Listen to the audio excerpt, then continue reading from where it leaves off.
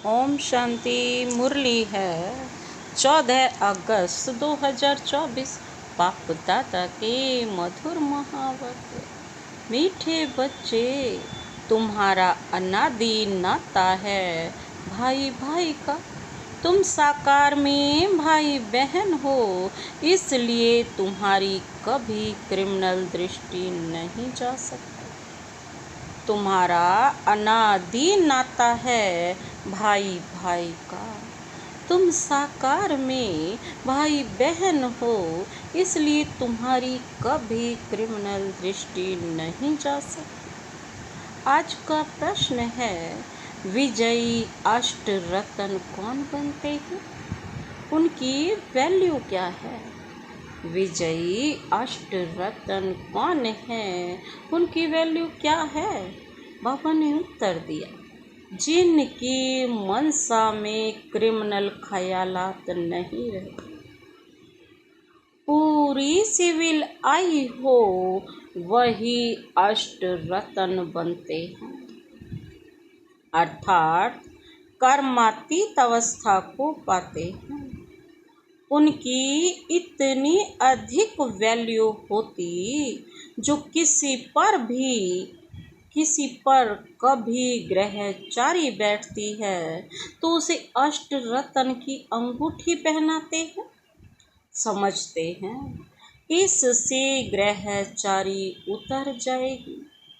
अष्ट रत्न बनने वाले दूरादेशी बुद्धि होने कारण भाई भाई की स्मृति में निरंतर रहते हैं। बाबा क्या कहते हैं? विजयी अष्टरत्न कौन होते हैं, कौन बनते हैं, उनकी वैल्यू क्या होती है? बाबा कहते हैं, जिनकी मनसा में क्रिमिनल ख्यालात नहीं रहते, हमेशा सिविल आई होती हैं, वही अष्टरत्न बनते हैं। कर्मातीत अवस्था को जो पाते हैं, उनकी अधिक वैल्यू होती है। जो किसी पर कभी भी ग्रहचारी बैठती है, तो बाबा कहते हैं अष्टरत्न की अंगूठी पहनते हैं ना, तो ताकि ग्रहचारी उतर जाए। लेकिन बाबा कहते हैं यहाँ क्या करना है? अष्टरत्न बनने वाले दूरादेशी बुद्धि होने के कारण भाई भाई की स्मृति में निरंतर रहते हैं। ओम शांति। रूहानी बच्चे जानते हैं उन्हों का नाम क्या है? ब्राह्मण। ब्रह्मा कुमार और कुमारियां ढेर हैं, इससे सिद्ध होता है यह एडॉप्टेड चिल्ड्रन हैं। क्योंकि एक ही बाप के बच्चे हैं तो जरूर एडॉप्टेड हैं। तुम ब्रह्मा कुमार कुमारियां ही एडॉप्टेड चिल्ड्रन हो। बहुत चिल्ड्रन हैं। एक होते हैं प्रजापिता ब्रह्मा के और एक होते हैं परम पिता परमात्मा शिव के। तो जरूर उन्हों का आपस में कनेक्शन है, क्योंकि उनके हैं रूहानी बच्चे और इनके हैं जिस्मानी बच्चे। शिव बाबा के हैं रूहानी बच्चे और ब्रह्मा बाबा के हैं जिस्मानी बच्चे। अगर उनके हैं तो जैसे भाई भाई, शिव बाबा के तो क्या हुए, हम सब आत्मिक भाई भाई, और प्रजापिता ब्रह्मा के साकार क्या हो जाते हैं? हम भाई बहन हो जाते हैं। भाई बहन का क्रिमिनल नाता कभी होता नहीं। तुम्हारे लिए भी आवाज होता है ना, ये सब को भाई बहन बनाते हैं। जिससे शुद्ध नाता होता है, क्रिमिनल दृष्टि ना जाए। सिर्फ इस जन्म के लिए यह दृष्टि पड़ जाने से फिर भविष्य कभी क्रिमिनल दृष्टि नहीं होगी, नहीं पड़ेगी। ऐसे नहीं कि वहाँ बहन भाई समझते हैं, वहाँ तो जैसे महाराजा महारानी होते हैं वैसे ही होते हैं। अब तुम बच्चे जानते हो, हम पुरुषोत्तम संगम युग पर हैं और हम सब भाई बहन हैं। प्रजापिता ब्रह्मा नाम तो है ना। प्रजापिता ब्रह्मा कब हुआ था यह दुनिया को पता नहीं है। तुम यहाँ बैठे हो, जानते हो हम पुरुषोत्तम संगम युगी भी के हैं। अभी इसे धर्म नहीं कहेंगे, यह कुल की स्थापना हो रही है। तुम ब्राह्मण कुल के हो, तुम कह सकते हो हम ब्रह्मा कुमार कुमारियां जरूर एक प्रजापिता ब्रह्मा की संतान है। यह नई बात है ना। तुम कह सकते हो हम बी के हैं, यूं तो वास्तव में हम सब ब्रदर्स हैं, एक बाप के बच्चे हैं। उनके लिए एडॉप्टेड नहीं कहेंगे। हम आत्माएं उनकी संतान तो अनादि हैं। वह है परम पिता परमात्मा, सुप्रीम सोल है।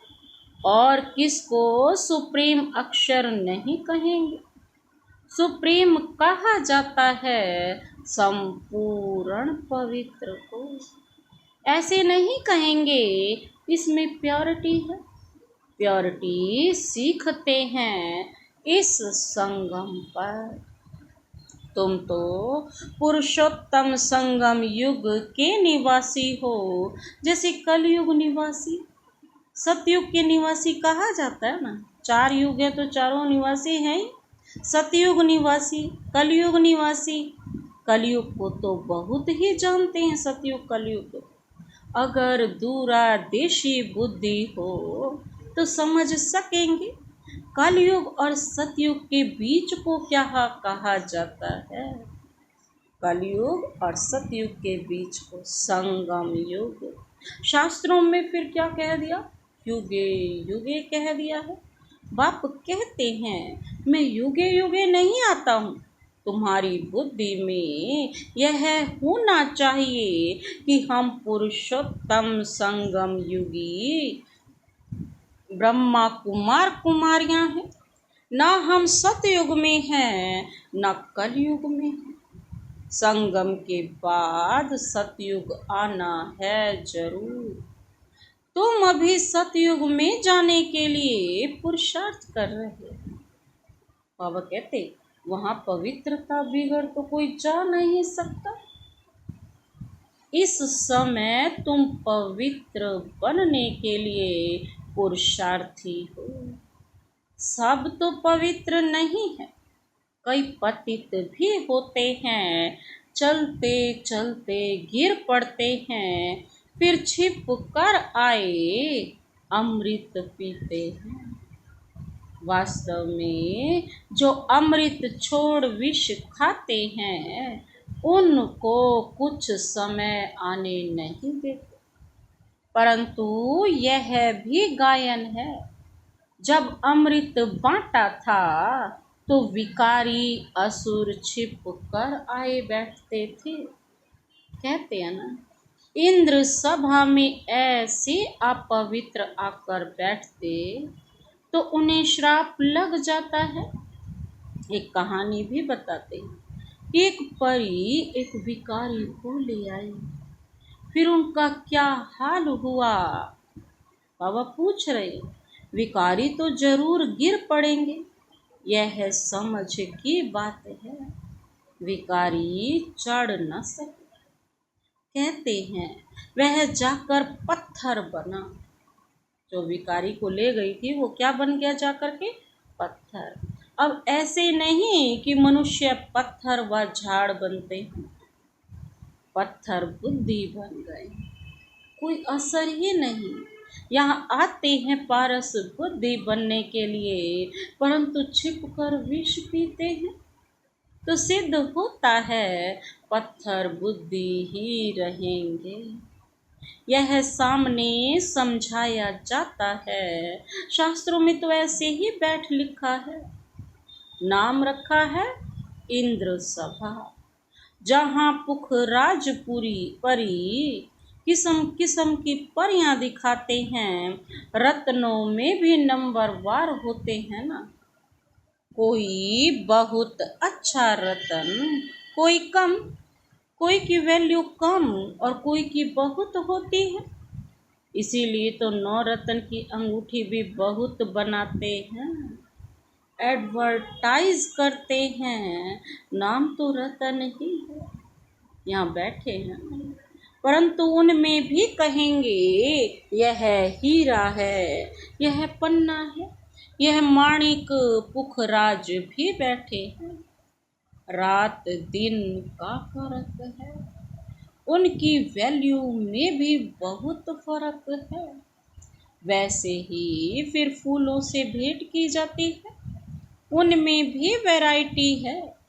बच्चे जानते हैं कौन कौन फूल हैं। ब्राह्मणियाँ पंडे बनकर आती हैं, वह अच्छा फूल होता है।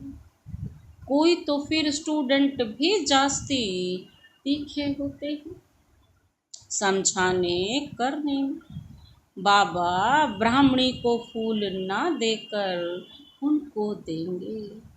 सिखलाने वाले में भी उनमें गुण बड़े अच्छे होते हैं, कोई भी विकार नहीं। कोई कोई में अवगुण होते, क्रोध का भूत, लोभ का भूत। तो बापू जानते हैं यह फेवरेट पंडा है, मनपसंद, यह सेकंड नंबर है। कोई कोई पंडा इतना फेवरेट नहीं होता जितना जिज्ञासु। जिनको ले आते हैं वह फेवरेट होते हैं, ऐसे भी होते हैं। सिखलाने वाले माया के चंबे में आकर विकार में चले जाते हैं, ऐसे हैं। बहुतों को दूबन से निकालते और खुद फंस मरते हैं। माया बड़ी जबरदस्त है, बच्चे भी समझते हैं। क्रिमिनल आई बहुत धोखा देती है।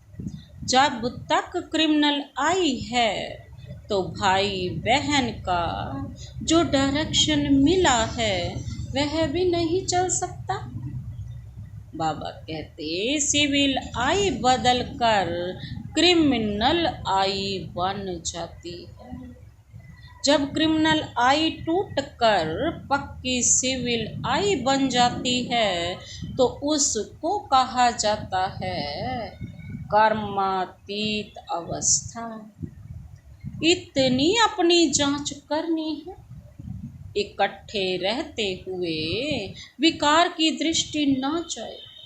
यहाँ तुम भाई बहन बनते, क्या ज्ञान तलवार बीच में है।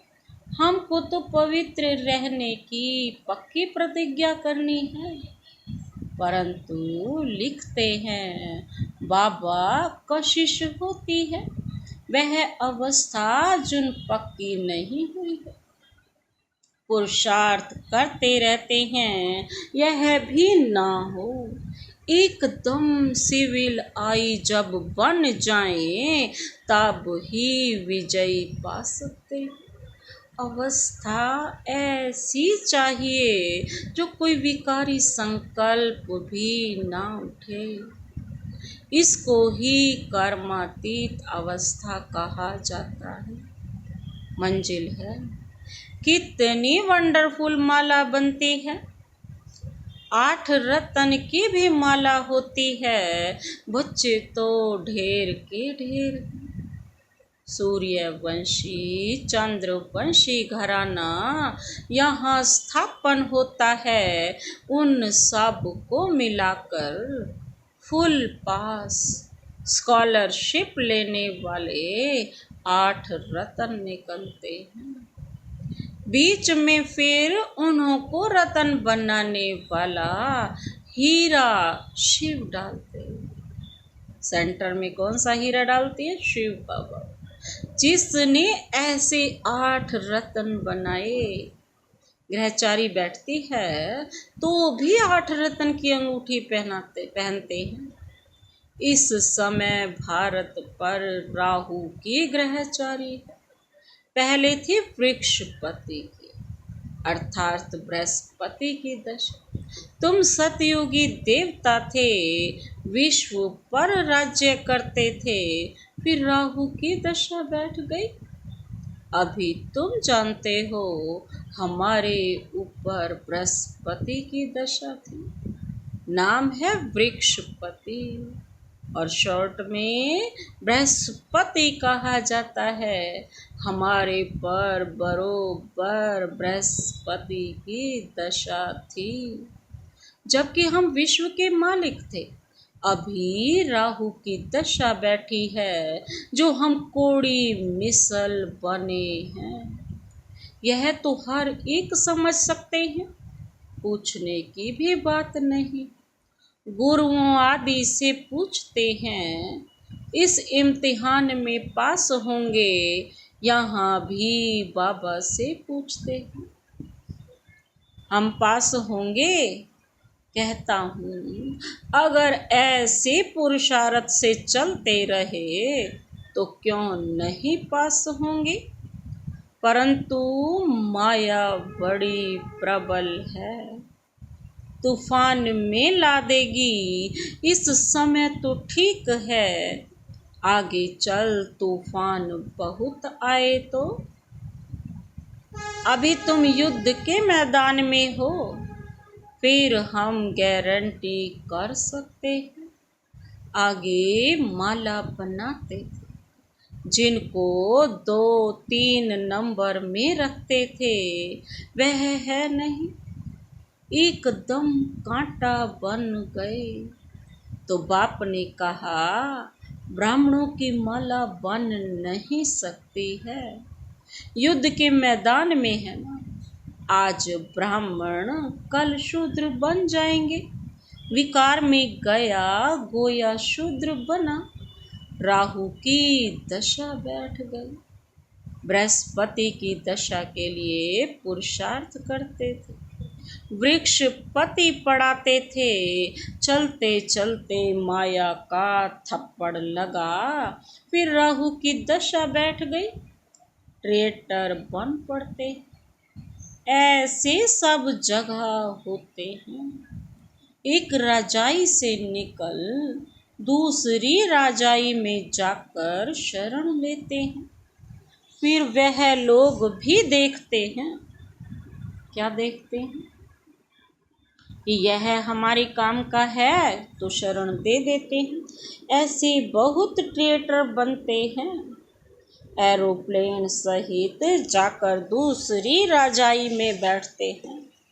फिर तो लोग एरोप्लेन वापस कर लेते हैं, उनको शरण दे देते हैं।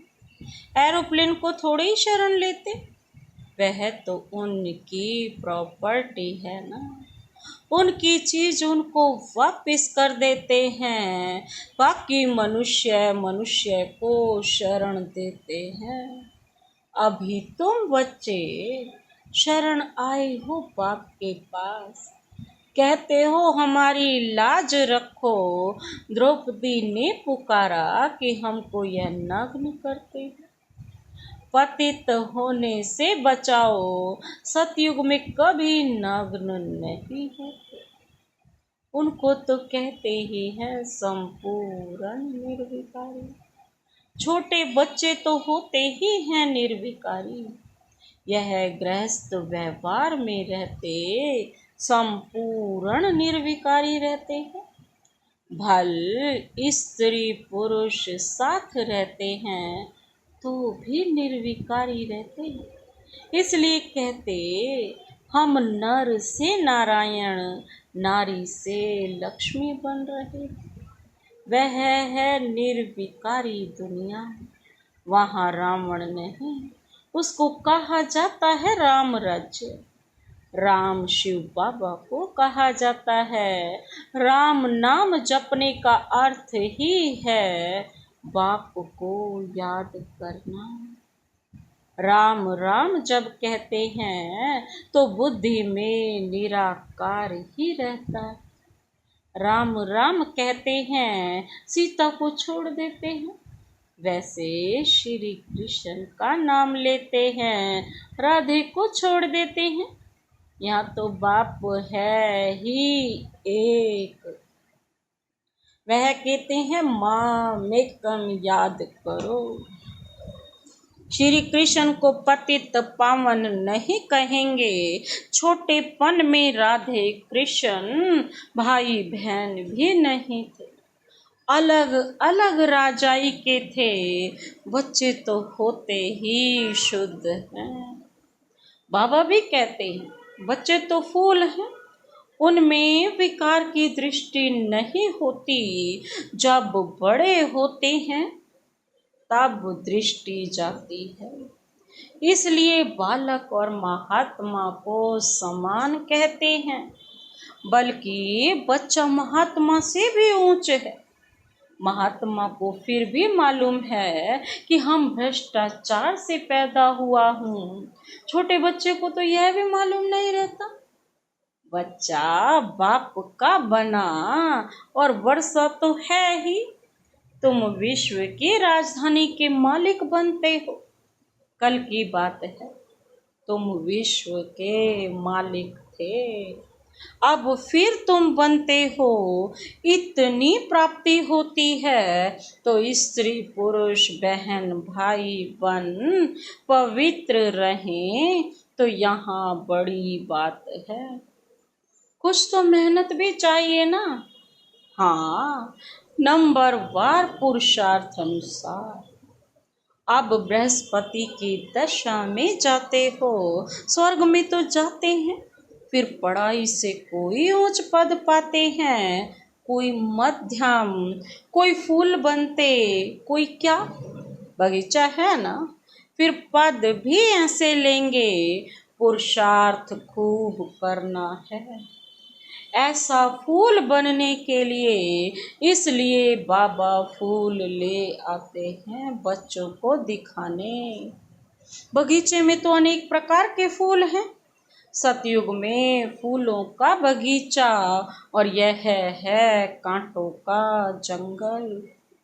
अभी तुम कांटे से फूल बनने का पुरुषार्थ कर रहे हो। जो जितना पुरुषार्थ करेंगे उतना जीत पाएंगे। मूल बात है काम पर जीत पाने से ही जगत जीत बनेंगे। यह तो बच्चों पर रहा। जवानों को बहुत मेहनत करनी पड़ती है, बुढ़ों को कम, वानप्रस्थ अवस्था वालों को और कम, बच्चों को बहुत कम। बाबा कहते कैसे कैसे करनी पड़ती है। जवानों को तो बहुत मेहनत करनी पड़ती है और बुढ़ों को उनसे कम करनी पड़ती है, लेकिन जो वानप्रस्थी अवस्था है वो और भी कम। बच्चों को तो बहुत ही कम मेहनत करनी पड़ती है, क्योंकि तुम जानते हो हमको विश्व के बादशाही की प्रॉपर्टी मिलती है। उसके लिए एक जन्म पवित्र रहे तो क्या हर्जा। उनको कहा जाता है बाल ब्रह्मचारी। अंत तक पवित्र रहते हैं। जो पवित्र बने हैं उनको बाप की कशिश होती है। बच्चों को छोटेपन से ही ज्ञान मिलता जाए तो बच सकते हैं। छोटे बच्चे अबोध होते हैं, परंतु फिर बाहर स्कूल आदि में संग का रंग लग जाता है। कहते भी है ना, संग तारे कुसंग डुबोए।